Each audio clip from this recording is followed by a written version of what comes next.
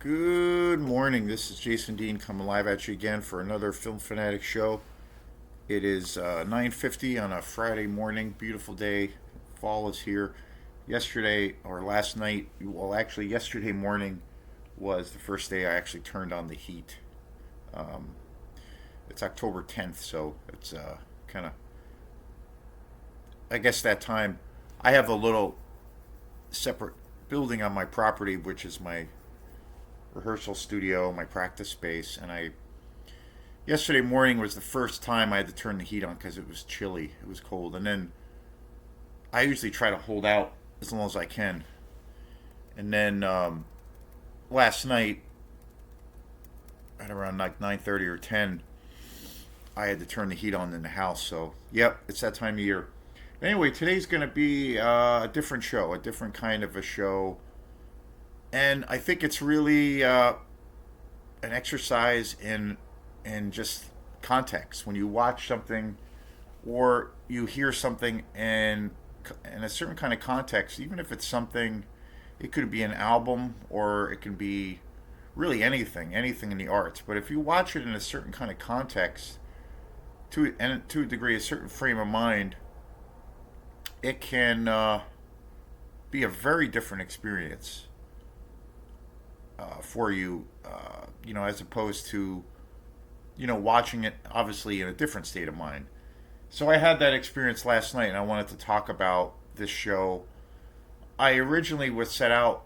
My plan was like a lot of the times when I'm home, or usually in the morning is usually when I think of ideas for videos for this channel, and I'm always thinking of new ideas or and movies that because again I watch a lot of movies, and I recently bought some new fantastic movies, so I've been doing reviews for that.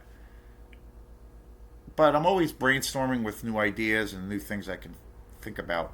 So I had this idea of doing a show for a Halloween special, but then I was like, well, maybe I can do it today. But then I was like, well, I have a tradition. I every year for Halloween, I always do a Film Fanatic show because Halloween's my favorite holiday. But then I realized, well, I'm gonna wait to do it on the day of because that's usually how I am. I'm kind of a traditionalist that way. So I kind of scrapped that idea, and I'm gonna do a Halloween show on Halloween, or have it premiere on Halloween itself, which is Halloween this year is gonna be on a Saturday, so which is I'll have even more time to do it, and I'll probably do a show about the holiday in general and movies that I always usually watch on Halloween and kind of that tradition. So actually this year I have a gig on Halloween, which I'm really excited about. I haven't had a gig on actual Halloween in quite a while. Usually if I have a gig, it's like Halloween weekend or the weekend before, and then there's like a costume kind of thing. That I played a gig last weekend, and there were costumes encouraged, even though it's a little bit too early, I think, even though it is, well, today's October 10th. But anyway, so today's show is not going to be a Halloween special. It's going to be about two movies that I watched back to back. And again, I had a whole different experience watching them back to back.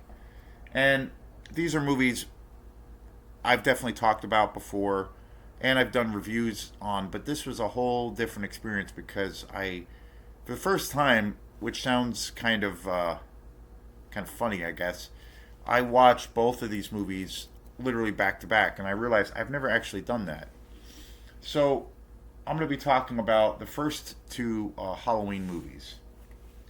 The original, I got this amazing Blu-ray edition of John Carpenter's Halloween last year. Again, this is what hasn't been said about this movie. I mean, it's one of the greatest slasher movies, one of the most influential slasher movies of all time. It's definitely one of my favorite Carpenter movies. John Carpenter is definitely one of my favorite directors. Probably my favorite John Carpenter movie, though, I will have to say, is The Thing. And I really love Escape from New York. But Halloween, of course, is such an iconic movie. And I had been searching for a really good Blu-ray version of this movie for a really long time, which sounds really odd that I never had it on Blu-ray. I had, numerous. I've had or I have numerous copies of this movie, and again, this is one of those movies that I've seen probably a million times, and I had copies of it on VHS. I have like two or three copies of it on VHS, and then I also have a DVD version of this film. And but I couldn't for the life of me find like a definitive version. And again, I could have found it online pretty easily, but I found this really beautiful edition. It's the 35th anniversary edition, and it's kind of the definitive version I think for this movie. And I have an incredibly long history with this movie. I've reviewed this movie many times, but this is a different show because I watched this last night. This is a movie that I watch every Halloween. I usually always watch it either on Halloween day or Halloween night or the Halloween season, but I was like kind of craving to watch this last night. So I watched this last night for probably the billionth time, and then right after that, I watched the sequel that came out immediately after, Halloween 2. And this movie too, I have a long history with this film too. I used to always watch this as a kid. I remember as a kid, this was. I mean, of course, the Halloween franchise is massive, and there are so many movies in the franchise, and there are so many movies that are not really great, but there are some that are incredible. And I've seen Halloween 2 again so many times, probably realistically almost as many times as Halloween. So but I realized I've never watched both of these back to back because in the sequence of the events of the movie and the story about Michael Myers and Halloween, the second one follows, literally picks up minutes after the first one ends. So I was like, okay, cool. Maybe this will be a whole different experience, and I'll watch both of these literally back to back, and that's what I did. And I came away with having this experience uh, where I was very surprised, and I had a totally different experience, and I wanted to talk about the experience. And again, like I said in the beginning of the show, a lot of times, it's the context that you hear something like that album or a series of albums or the frame of mind you might be in when you watch a certain film or films back to back. It can be a completely different experience. And last night was a completely different experience and was very surprising. So I wanted to talk about that. And Halloween 2 also, I have reviewed that movie before, and so both of these movies have been talked about quite a bit on this channel, especially Halloween. But I like to think that this is going to be a very different, from a different angle. So Halloween, the original, was definitely one of those movies, one of the first kind of slasher movies I ever saw as a kid. And that can be, said for probably millions of other kids out there in the world that all had the same experience.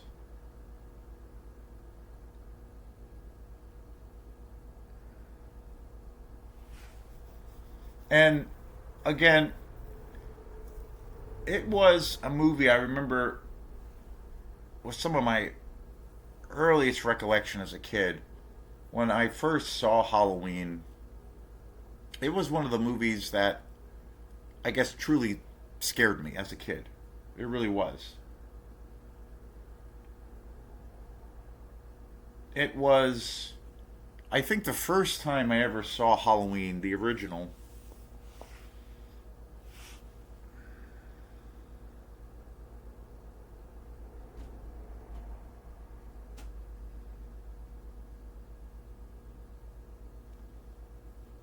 again came out in '78. I think the earliest recollection I have of first seeing Halloween was on cable, actually on TV, and and then for years and years later, I used to see it all the time on cable, and then eventually when VHS became a thing as a little kid, and then eventually DVD, and all of these things. And I had never really seen Halloween in a Blu-ray or 4K restoration until I bought this version. So one of the greatest memories I have with Halloween was getting to see Halloween at the Strand Theater in Rockland. I went with some friends at the time to go see it at the Strand, and it was one of the best experiences I ever had going to the theater. And the thing that was so special, and it's something that the Strand really does really well. They show a lot of film classics, but they typically get like either a 4K version of the film, or in this case with Halloween, and again, 78, 1978, and it was the second feature, Assault on Precinct Assault on Precinct 13 was the first Carpenter film. The thing that was so miraculous about this showing of Halloween was they were showing the original film, the actual film, and it was all restored, and there were some scenes in the film that were added to this feature. And I remember going to the theater to see it, and I saw it with a group of friends. I've talked about this story before, but it's important to include it. And I went with some friends where I was working at the time. I had a different job and a different kind of life at the time, and I went with some friends who were quite a bit younger, and they had never seen Halloween, but yet they were into horror films, and I'm kind of like, wow, like you guys have never seen Halloween. So we went to go see it, and one of my friends was about my age, and the rest were quite a bit younger, and most of the people, it was like about five or six of us. Two of us had seen the movie, or three of us had seen it. The rest had not, and it was one of the greatest experiences for me going to the theater. I mean, and this was like probably 8 years ago, maybe, quite a few years ago, maybe more. And even up until that point, I had seen this movie, a billion times. So I kind of, know this movie like the back of my hand. And so, but most of the people, the friends that went to see this that had not seen this movie, they did not like it at all. They thought it was super boring. They thought it was super cheesy and dated and just like ridiculous. They like laughed at the movie. They didn't get it at all. And it was like kind of surprising and shocking. The same group of friends had that same at that and around the same time had that same feeling with a reaction to when we watched The Godfather once. We had a little get together or a party, and we watched The Godfather, and they had that same reaction. I couldn't get it, and it was like this weird generational thing. But anyway, so going to see Halloween in the theater was definitely one of the best experiences I ever had theatrically going to the theater. The other thing that was really cool, one of the coolest aspects of this edition, but I wish actually it was included, and it's a rare thing.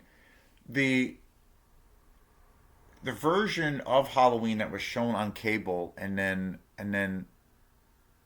the regular theatrical version, and then the version that was put out on DVD eventually in Blu-ray and 4K, are very different. There's the version that they showed on television had whole sequences cut out of the movie, or I should say, included. The theatrical version, there were sequences that were cut out, and the sequences involved a lot of scenes with Michael Myers where he was in the institution or the insane asylum. and they were really riveting, just awesome sequences. And you could only see them on the TV cut, which was so weird. But the theatrical version never included those scenes. But on this version, they do have those scenes included, but they are not in the movie. Unfortunately, you can watch them on the outtakes. There's like 20 minutes of those scenes that are just really good, and I actually prefer that version. But I have never been able to find the TV cut version. Well, actually, I take it back. I do have the TV cut, but it's on VHS, and but I have not been able to find it on DVD or Blu-ray. But I prefer that version, and there's like maybe 15 to 20 minutes added, give or take, to that version, the TV version. So really interesting. Usually for movies, it's the other way around. And there's some really good on this disc. There's a couple of documentaries. There's some newer interviews that's really good. It's a beautiful transfer. It's definitely the definitive version of this film, I think.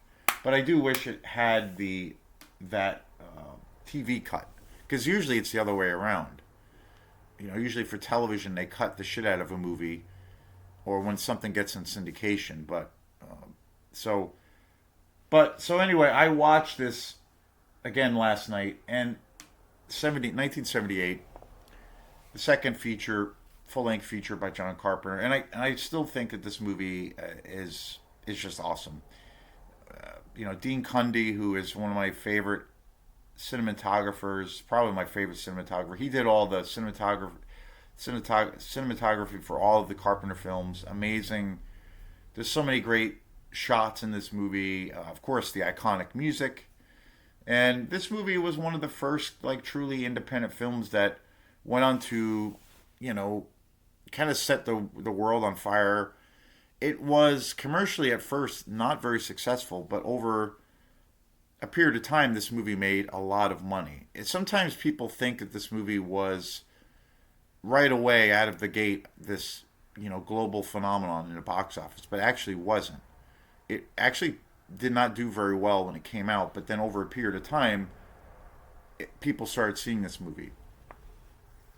Even Jamie Lee Curtis, of course, the star of this movie, talked about, and Donald Pleasance, but Jamie Lee Curtis has always talked about that too, that there's this perception that because this movie now, over 50, almost 50 years later, is regarded, one of the most iconic and probably the most well-known slasher film outside of the Friday 13th series.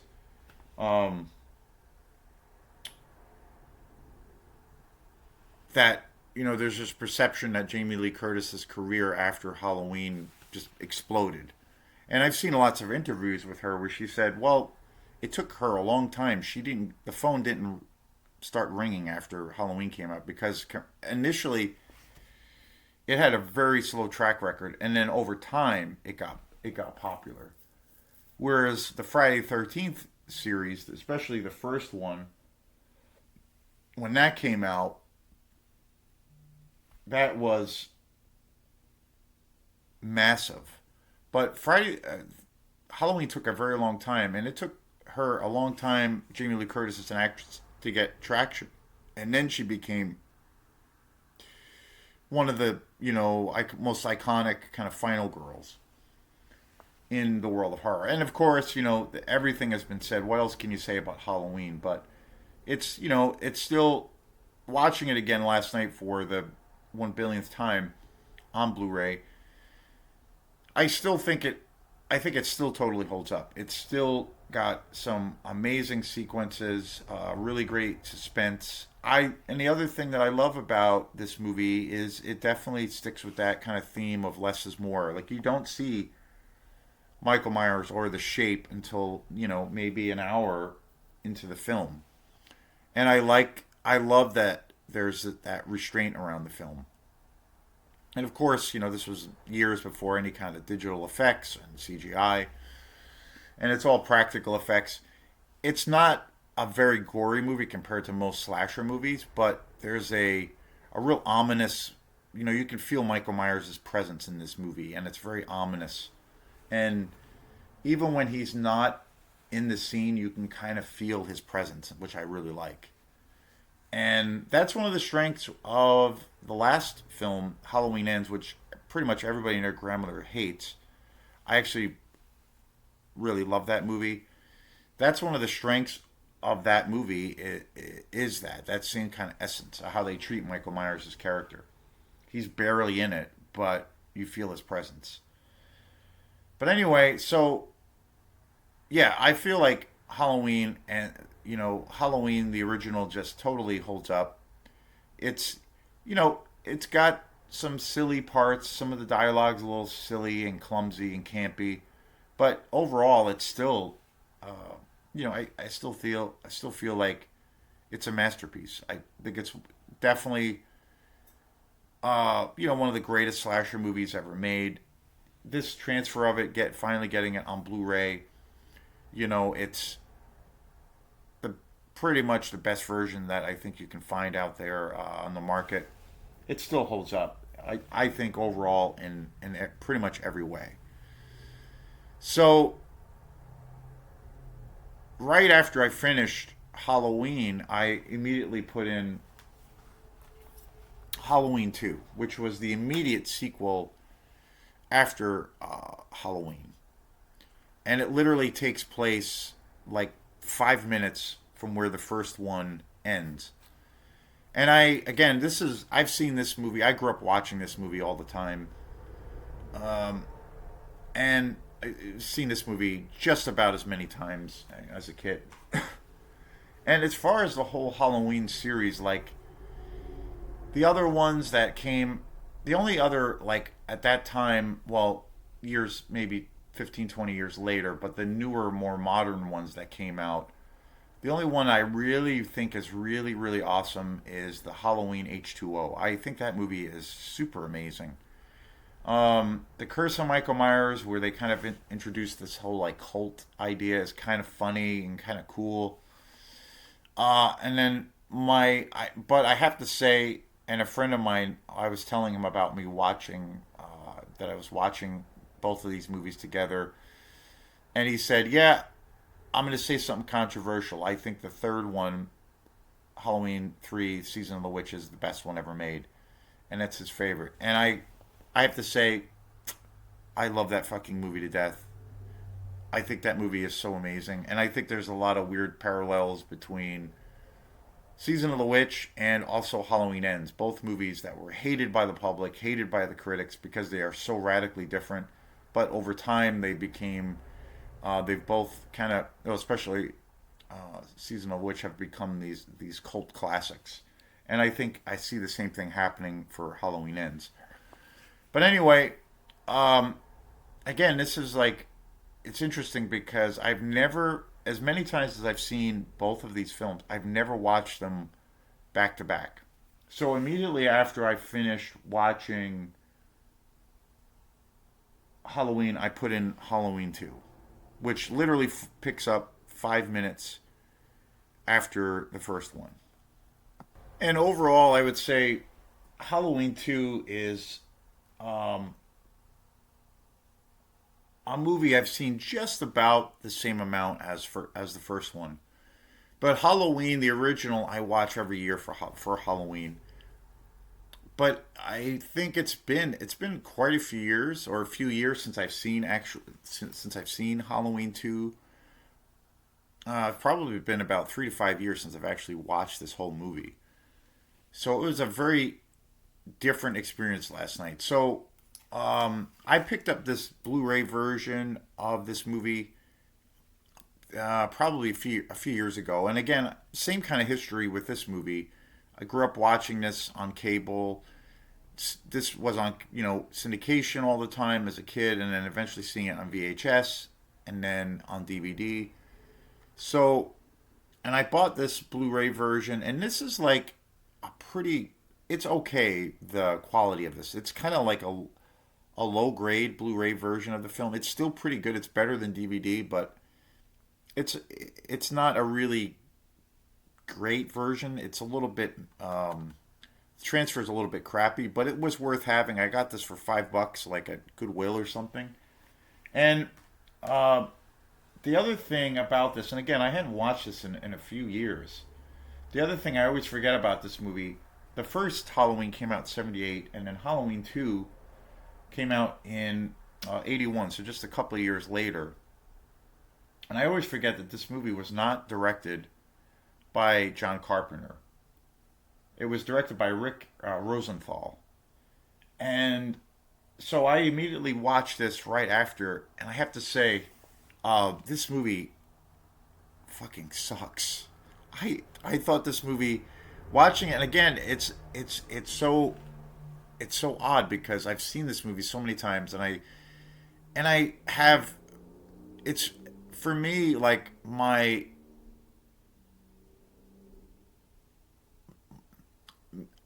for me being a fan of this film, like growing up, and I've always said I've always liked this movie. Uh, it's totally out of a place of nostalgia, I have to say. And I never really watched both of these movies literally back to back because that's one cool thing about this second one is that it literally takes place, minutes after the first one. And but I never watched them back to back, so I did that, and I'm like, wow, this movie uh, is absolutely terrible in every way. Like it's so bad. And I watch trash movies all the time. I watch movies that in the exploitation world and movies from this time period that are trash and most people would hate, but I love watching sleazy garbage movies all the time. But the thing about those movies is that I think it's a saying that you hear all the time, but I think it's really true. Something can be so horrendously bad, and because it's so extreme in that nature, it can actually make the experience even more enjoyable, and it's so bad it's good. And I think that that is very true, because all of the things that conventionally make a movie terrible, um, it can be dialed in a certain way that it actually works for, especially when it comes to exploitation movies and slasher movies. But I have to say, this movie is just really bad, and it's just bad. It doesn't. This movie does not hold up well at all. And again, it was a revelation watching this back to back with Halloween because I'm like, wow, the quality like goes from 11 to like 1.5 in like seconds. Um, Rick Rosenthal is like, I don't know what was going on with this movie. Um, there's again, I still would say I have an attraction to this movie only because it's at an pure nostalgia. But as far as nostalgic reasons, but actual quality, there really isn't in this movie. Like even the music is just like a really bad canned version of John Carpenter's soundtrack. The great music he composed for Halloween, probably the most iconic slasher music ever made. It's like this really canned version of that. The acting is so horrendously bad in this movie. The direction is so horrendously bad. The kills are okay. The ending with Michael Myers, being set on fire in this explosion in the hospital is pretty good. Donald Pleasance is pretty good in this movie, but there are some sequences, and but the worst sequence, which is like it's so bad you want to scream at the screen, scream at your TV, or if you happen to see this in the theater. This sequence that is just so bad is where Jamie Lee Curtis escapes the hospital because Michael Myers is back in the hospital, has followed her to the hospital, and he's on this rampage killing all the nurses and everything, and then she escapes, and then help comes her way, and she's outside hiding in a car, and that whole sequence of where she suddenly can't run or talk, and then when they go inside, she suddenly like has this voice all of a sudden, and it's just like the most ridiculous. It's got to be one of the worst sequences ever in movie history, and definitely in horror history. It's just so I think if a 5-year-old saw it, they would be like, "I'm out." It's just so bad. And the other thing that's so bad about this movie is they try so hard to like replicate some of the scenes from Halloween that are pretty iconic. They try to replicate those scenes like 2 or 3 times, and they're just so like obviously they're just fumbling around in the dark to try to create that magic again, and it just fails so miserably, and it's kind of painful to watch. Yeah. The one sequence I really do like in this movie where there is some really good suspense and really cool atmosphere is the scene of where, suddenly in the hospital all the power goes out, the phones are cut, and Michael Myers is in the hospital, and he's starting to pick off the people who are working at the hospital, the doctors and the nurses, and he cuts the power, and there's a scene where the security guard that works at the hospital goes to investigate what's happening and realizes that the hospital was broken into. That sequence is really awesome. It's really suspenseful. It's super creepy. That's the only thing in this movie I think that is generally really good. Other than that, it's so bad. Like I can't believe how bad this movie is. Um, and the thing that to me is so just stands out and is so obvious is that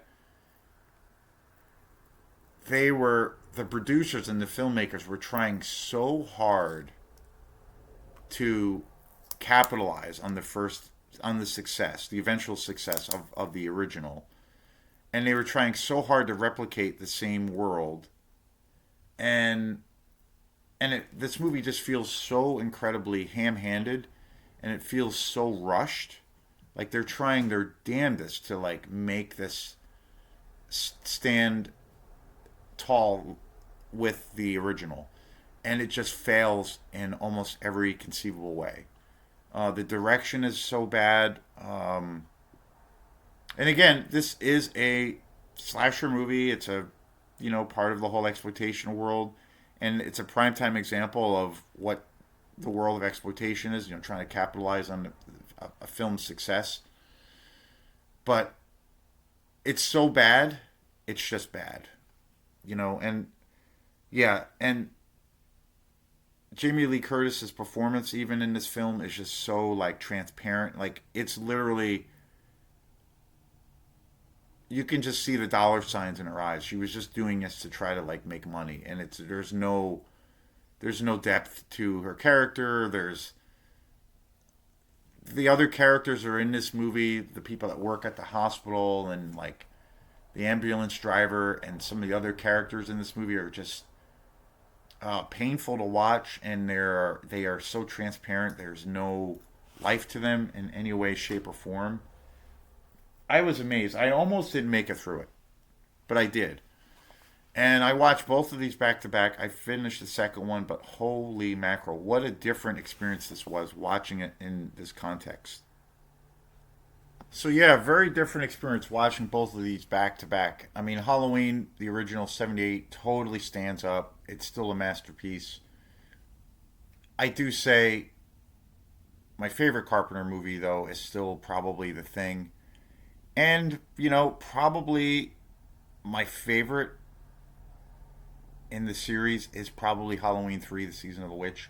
But I still can't take anything away from John Carpenter's Halloween because I still think it's such a slasher masterpiece. It's one of the most influential movies in the genre that I love the most, and it still holds up. I still think it's great, and I think it's got the thing about it is it's got such atmosphere to it. Uh, but Halloween 2 from '81 is atrocious. It does not hold up in any way. And you really see the thing that was so interesting about watching both of these back to back in this context is you just see the quality and the to a degree like I think Halloween was pretty innovative in a lot of ways because you know um, obviously it was slasher movies came out before, and it was really well, Black Christmas. Bob Clark's Black Christmas was the biggest catalyst for that movie. I mean, John Carpenter said he basically used that as the blueprint to create Halloween. But it's its own thing. I think that's very true. But I think it's its own thing.